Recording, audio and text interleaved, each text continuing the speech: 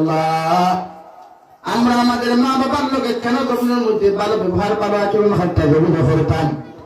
বিশ্বনবী ফরমান, তোমার মায় তোমার বাবায় জমিন হাজার মেহনত করিয়া হাজার কষ্ট করিয়া না খাইয়া না উড়িয়া না ভিন্দিয়া তোমার বাবায় মায় তোমার জমিনের মধ্যে লালন পালন করছ। আই আল্লাহ তোমাদেরকেও ঘোষণা হত্যা জানাইয়া দিলার, তুমি জমিন বড় হইবা, শরীর বড় হইব, তোমার মিজাজ ঠেকাওয়ালা জমিন তুমি হইবা। তোমার মা বৃদ্ধ হইবা, বাবা বৃদ্ধ হইবা, তোমার মা বাবার তাকে হাজার মানতে চাইবা, তোমার আলোক করতা। তুমি যখন তোমার মা বাবার লোকে ভালো ব্যবহার করবা, মা বাবার লোকে ভালো কর্ম করবা, মা বাবার লোকে সুন্দর আচরণ করবা, মা বাবার খেদমত জমিন করিয়া দিবা, আল্লাহ দুনিয়া আখিরাত তোমার দামি বানাইব। সুবহানাল্লাহ।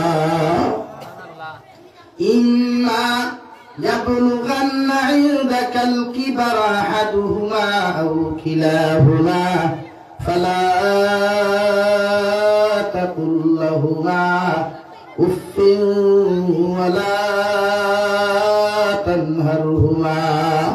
ও দুনিয়ার সন্তান হল, তুমি যখন বড় হইবা, তোমার শরীর বড় হইবা, আকল বাড়িব, দিমাগ তোমার মধ্যে বাড়ি যাইব গিয়া, তখন তোমার মা বাবা দুইজনের মধ্যে যদি একজন জীবিততা হয়, অথবা আও খিলাহুমা দুইজন যদি জমিনের মধ্যে জীবিততা হয়, আমি আল্লাহ তোমারে জানাইয়া দিয়া, তোমার মা বৃদ্ধ আর বাদের আর জবান ঠেঙ্গা হইব, খড়া হয়ে যাব গিয়া, কোন মজমুআত গিয়া, কোন জনসভাত গিয়া, কোন জায়গার মধ্যে যদি তোমার মা বাবা এমন কোন কটু কথা তোমার সামনে ইউজ করিলেন, তুমি মা বাবার প্রতি রাগান্বিত এমন এহানতিমূলক কথাবার্তা আচরণ করিও না, বরং তোমার মা বাবার ব্যবহার শুনিয়া, তোমার মা বাবার কষ্টদায়ক কথা ঘন্টা তুমি শ্রবণ করিয়া, নিজের মধ্যে সবর এখতিয়ার করিয়া তুমি ও ব্যবহার খান করো। ফালা তাকুল লাহুমা ওয়া কুল লাহুমা কাওলান কারীমা। নরম ব্যবহার, নরম আখলাক, আদর্শবান কথাবার্তা গুলা তোমার মা বাবার সামনে তুমি আচরণ করিও। সাহাবায়ে কেরাম বলেন, ইয়া রাসূলুল্লাহ, মা আমারে কষ্ট দিবা, বাবা আমারে কষ্ট দিবা, আল্লাহ বলেন উফফি ওয়ালা তানহারহুমা। তোমার মা বাবা যদি হাজার ব্যবহার করেন কষ্টদায়ক কথাবার্তা তোমার লোকে করি নাই, এরপরেও তুমি আওলাদে তোমার মা বাবার লোকে এমন কোন বেয়াদবিমূলক আচরণ করিও না। ওয়াকুল লাহুমা কাওলান কারীমা। নরম ব্যবহার করতাম, বালা ব্যবহার করতাম, খেলে কইরা। আল্লাহর নবী বলেন, ও সাহাবায়ে কেরাম হল, তোমার মায়ে তোমারে কষ্ট করিয়া, তোমার বাবায় তোমারে কষ্ট করিয়া মাঘ মায়া শীত মায়ের কুলোর মধ্যে পশলা ভরলায়, পায়খানা ভরলায়, সারা গরুর মানুষের নাকটা খাইয়া গরুর মধ্যে ঘুমার। তোমার মা মাঘ মায়া শীতের মধ্যে যখন বিছানার মধ্যে পায়খানা প্রস্রাব খান্তা তুমি করলায়, ঠান্ডা পানি দিয়ে তোমার পায়খানা প্রস্রাব তোমার মায়ের সোফা না করিয়া, গড় তাকি বাড়িয়া গরম পানি করিয়া, যে গরম পানি তোমার শরীরে সহ্য করতে পারবো, অতটুকু গরম পানি করিয়া তোমার পরিষ্কার পরিচ্ছন্ন করিয়া, তোমার মা তোমার প্রস্রাব সারাটা রাইতে ঘুমাইলা, আর তোমার হুকনা জায়গার মধ্যে ঘুম লাগাইছো। সুবহানাল্লাহ। আর এইটা অত জমিন হইছে, আব্বা বাজার থাকি বড় মাছ আনলে, বড় মাংস আনলে, আমার মায়ের রান্না বান্না করিয়া দেখতাম, আমার দাঁত নাই, আমার তো শুধুমাত্র মুখের মধ্যে জানি, আমার বাবা জিকার করতা, ও আমার স্ত্রী আমার আওলাদের মুখ মাংস তুলিয়া দিসলাইনি, মায়ের হইতা এগুর দাঁত নাই, এর বাদেও দেখতাম মায়ের মাংস লইয়া সুন্দর করিতে উত্তো করিয়া, এর বাদে নিজের দাঁত খান্দাতি শিবাইয়া আমার মা আমাদের মুখের মধ্যে তুলিয়া দিতা, যাহাতে গোলার মধ্যে না আটকিয়া থাকে। সুবহানাল্লাহ।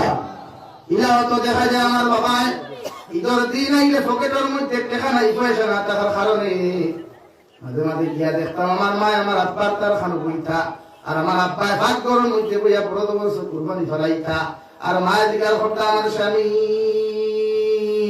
ঈদের একটা দিন কোনখানে তুমি জমিনের মধ্যে খান ধরায়, আমার বাবা আমার মারে সুন্দর করিয়া জবাব দিতা, আমার স্ত্রী ঈদের একটা দিন যার পয়সা না থাকার কারণে আমার আওলাদের নতুন জামা নতুন জুতা খান্তা কিনিয়া দিতে পারলাম না, এর লাগি জন্য খান দিয়ার হইতে না।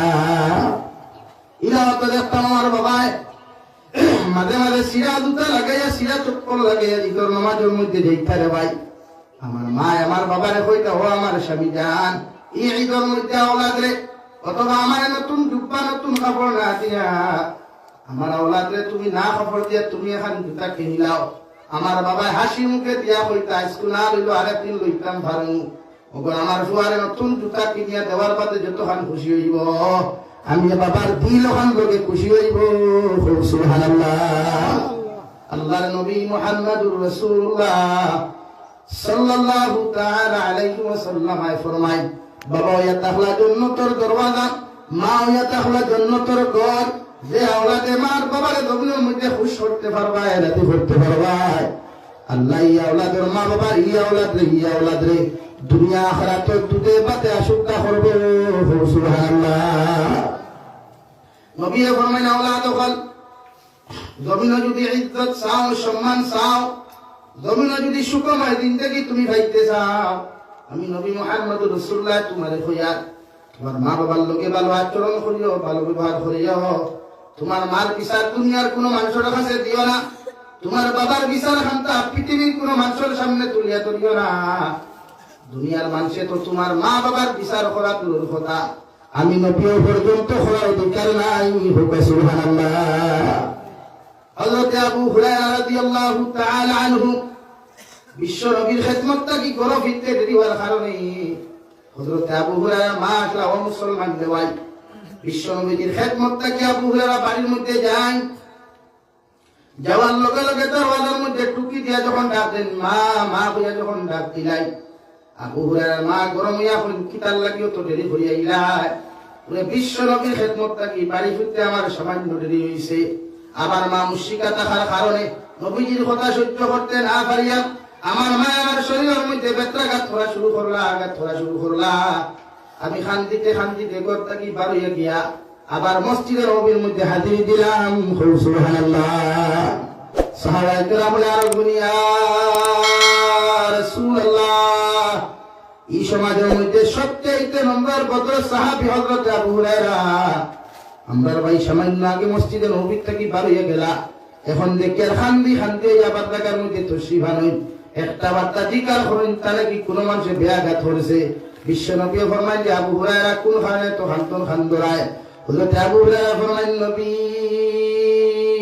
আপনার খেদমতটা কি বাড়ি ফিরতে দেরি হওয়ার কারণে আমার মা মুশরিকা হওয়ার কারণে আমারে বড় জবর অত্যাচার জুলুম করছই নবী ফরমাইন তোমার মার বিচার দেওয়ার লাগে কি আমার কাছে তুমি আইছো রে জিনা তাহলে কি তার লাগি আইনা হযরত আবু হুরায়রা বলেন ইয়া রাসূলুল্লাহ আমি আমার মায়ের খেদমতটাকে আপনার সামনে আবার হাজির দিলাম ও কারণে আপনি দোয়া করুক আল্লাহ আমার মারে যেন জমিনের মধ্যে হেদায়েত প্রাপ্ত মানুষ বানায় সুবহানাল্লাহ। বিশ্বনবী ফরমাইল আবু হুরায়রা তুমি যদি তোমার মার বিচার হান্তা লই আমার সামনে হইয়া হাজির দিতায় আমি বিশ্বনবী হওয়ার বাদেও তোমার মার বিচার করার আমার ক্ষমতা নাই সুবহানাল্লাহ। মা পৃথিবীর আপনার মায়ের দুষ্কর্ষণ তোমার হোরকে বিচার দিও না হরিরে বিচার দিও না তোমার হোর হরি কেন গোটা দুনিয়ার বেটাই তো তোমার মা বাবার বিচার করার এই সমাজে শরীয়ত অধিকার নাই হও সুবহানাল্লাহ আর ওরে হও সুবহানাল্লাহ।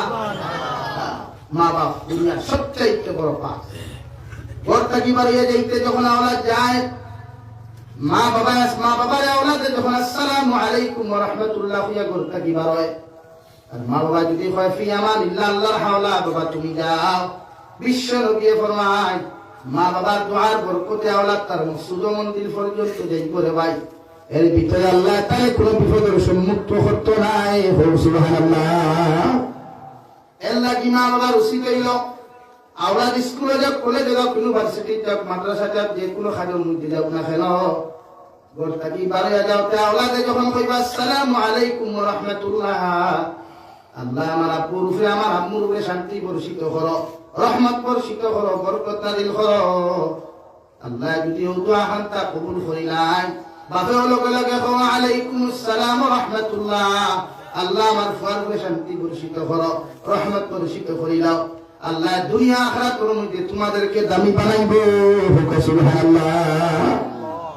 আমার দুস্থ হল আমার বুজুর্গ হল হযরত আবু হুরায়রার সামনে হানো বিশ্ব নবী আত্মরণ আর দোয়া করে আল্লাহুম্মা হদিহুম আবু হুরায়রা ও আল্লাহ আবু হুরায়রার মারে দুনিয়ার মধ্যে হেদায়েত দান করো হযরত আবু হুরায়রা রাদিয়াল্লাহু তাআলা আনহু বিশ্ব নবীর খিদমতটা কি তো আরম্ভ করেন দৌড় আরম্ভ করতে করতে গিয়া যখন বাড়ির মধ্যে যাইতে চায়, পিছন থেকে সাহাবায়ে কেরাম হইতে হট মারিয়া ধরল, আবু হুরায়রা কোন কারণে নবীজির খেদমতটাকে তুমি বড় জবর দৌড়ালায়? হযরত আবু হুরায়রা আর বলল, সাহাবায়ে কেরাম হল, আমি দৌড়াইয়ার এই জন্য বাড়ি গিয়া দেখতাম বিশ্ব নবীজির দোয়া আগে আসমানের মধ্যে কবুল হইছে কি না। মা আবু হুরায়রা আগে বাড়ির মধ্যে হামাইলাম, বিশ্ব নবী মুহাম্মদুর রাসূলুল্লাহ সাল্লাল্লাহু আলাইহি ওয়াসাল্লামের দোয়ার বাদে হযরত আবু হুরায়রা দৌড়ি দৌড়ি বাড়ির মধ্যে যখন তশরিফ নিলাই, ইয়া যখন আবু হুরায়রা মার যখন ডাক দিন দেওয়ায়, লগে লগে মা জবাব দিন, বাবা আবু হুরায়রা সামান্য অপেক্ষা করে, আমি গোসল করিয়া তোমার সামনে আয়াত আমার বিশ্ব নবীর খেদমতে লয়ে যাও, আর মিয়া কলিমা পড়িয়া মুসলমান বানাও। সুবহানাল্লাহ।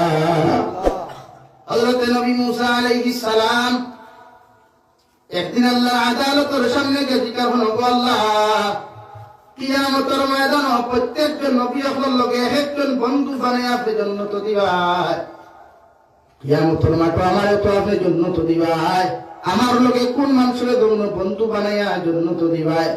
আল্লাহ লগে লগে ফরমাইন, নবী মুসা আলাইহিস সালাম, কিয়ামতের ময়দানে যখন তুমি জান্নাত যাইবাই, আমি আল্লাহ তোমার তোমার একজন হোসাই মানুষ আছেন, এবারে তোমার বন্ধু বানায়া জান্নাত দিব।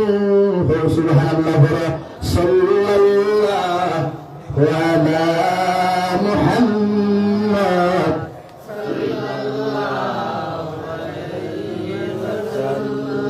সাল্লাল্লাহু আলা মুহাম্মদ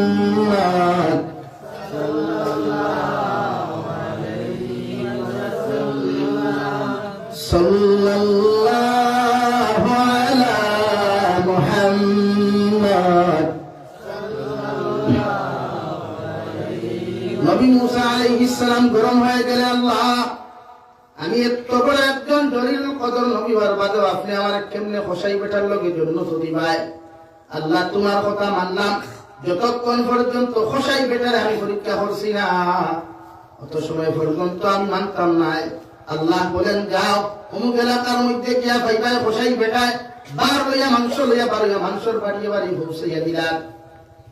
নবী মুসা আলাইহিস সালাম জুব্বা লাগাইয়া কাপড় পরিধান করিয়া নিজের চেহারারে সামান্য পরিবর্তন করিয়া মুসাফির সাজিয়া দিয়া হোসাই বেটার সামনা খানো গিয়া যখন সালাম দেন, হোসাই বেটা ফরমাইল, ও আল্লাহর গোলাম, আপনারা তো কোনোদিন দেখি নাই, এই এলাকার মধ্যে কোনোদিন চিনি নাই, আপনি কিভাবে এই এলাকার মধ্যে আইলাই? নবী মুসা ফরমাইল, আল্লাহর গোলাম, আজকের দিন আমি মুসাফির মানুষ, সামান্য যদি তোমার ঘরে যাইবার জায়গা দিতাই, হোসাই বেটা হইল কোনো অসুবিধা নাই, মগর আমার সামান্য সময় দিতে লাগো, মাংস গুলা ডিস্ট্রিবিউট করি আমি আয়াত।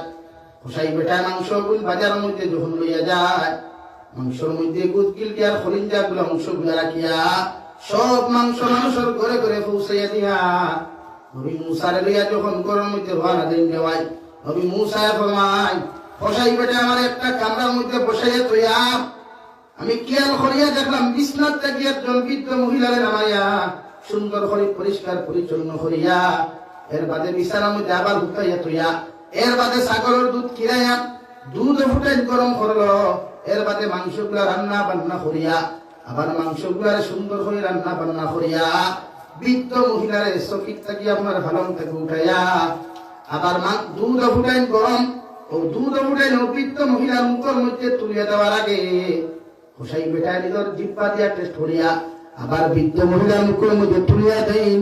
সুবহানাল্লাহ। 2 নম্বরে মাংস দিয়া ভাত মাখিয়া মাংসের টুকরা গুলা বড়বার খানে হোসাই বেটা বৃদ্ধ মহিলার মুখের মধ্যে না দিয়া নিজের দাঁত দিয়া সিপাইয়া নরম করিয়া দেওয়াই, ও মাংস দিয়া ভাতের খামর গুলা মুখের মধ্যে দেন, এর বাদে খাবাইয়া পরিষ্কার পরিচ্ছন্ন করিয়া যখন বিছনার দিতা, ও সময় নবী মুসা ফরমাইল, আমি খেয়াল করিয়া দেখলাম বৃদ্ধ মহিলা তুলা মারিয়া কিতা যেন টুক দিয়া নাড়াচাড়া করেন, আর হোসাই বেটা লগে কয় আল্লাহুম্মা আমিন। এর বাদে মহিলার বিছনার মধ্যে শায়িত করিয়া হোসাই বেটা নবী মুসা আলাইহিস সালাতু ওয়াস সালামের খিদমতের মধ্যে গিয়ে যখন হাজিরি দিলা, নবী মুসা আলাইহিস সালাম বলেন, আল্লাহর গোলাম, আমার মেহমানদারি বাদে তুমি করবাই, আগে হোসাইন এখন পর্যন্ত আমি দেখলাম বিছানার থেকে যে বৃদ্ধ মহিলায় তুমি নামায়া পরিষ্কার পরিচ্ছন্ন করলাই, এর বাদে আবার খাওয়াইলাই, খাওয়াইয়া দিলাই। এই মহিলাকে তুমি একটাবার কি পরিচয় দিতে পারো? নবী মুসা আলাইহিস সালাম আল্লাহর গো আল্লাহর মেহমান। খোসাই বেটা জবাব দে, নবী মুসা আল্লাহর মেহমান। এই নিয়ে তো আমার জনম দুঃখিনী বিদ্যমান, এনার দাঁত নাই, কিচ্ছু নাই। এখন আমি জমিনের মধ্যে কিচ্ছু তাহলে খাবাইতাম পারি না। আমার দাঁত দিয়ে সেবাই তার মুখের মধ্যে খালি তুলিয়া দে, আর আমি নিজের তার আমার পক্ষ তাকিয়া দ্রুত ফুটান তাহলে পান খরাই। সুবহানাল্লাহ।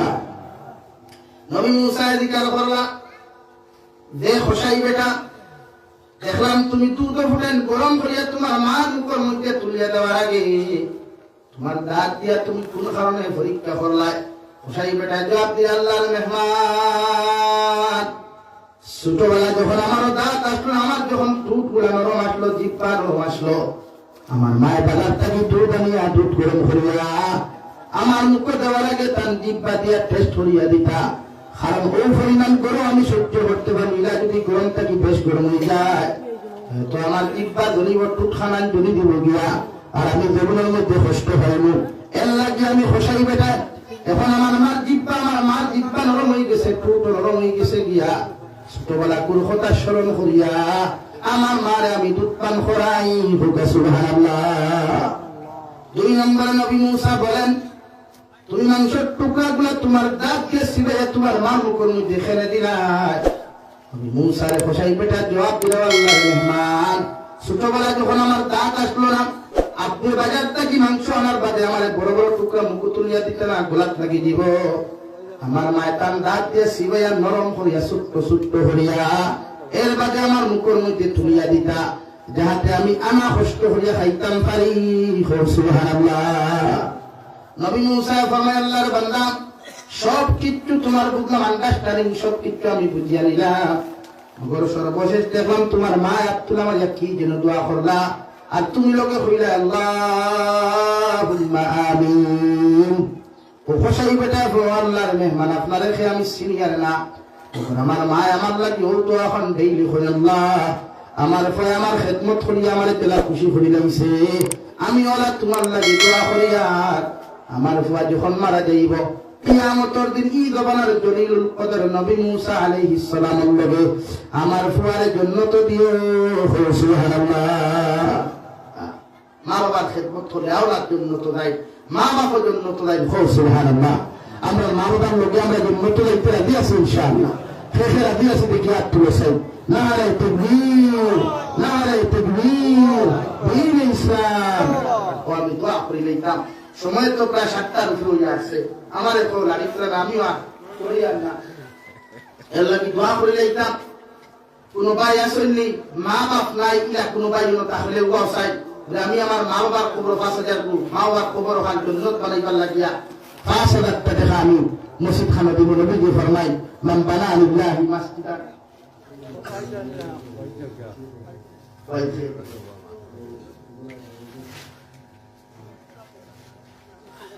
আসেননি না কোনো ভাই, সর্বপ্রথম 5,000 টাকা দিতে আমার মা কবর তুই আইসি, বাবা কবর তুই আইসি, ইলা 1জন ভাই তাহলে বাসাই ও সদকা দিয়া রকম ওই যে নাম বানা লিল্লাহি মাসজিদান বানাল্লাহু লাহু বাইতান ফিল জান্নাহ।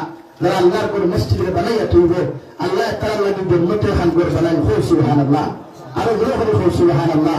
ইলা কোনো ভাই আসেননি, মা কবর খান জান্নাত হইতো, বাবার কবর খান জান্নাত হইতো। মাশাআল্লাহ। লা ইলাহা ইল্লাল্লাহ, লা ইলাহা ইল্লাল্লাহ, লা ইলাহা।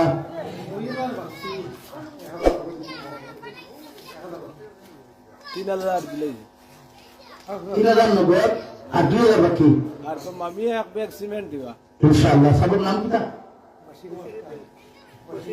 মাস্টার বশিরউদ্দিন সাহেব। নারে তাকবীর।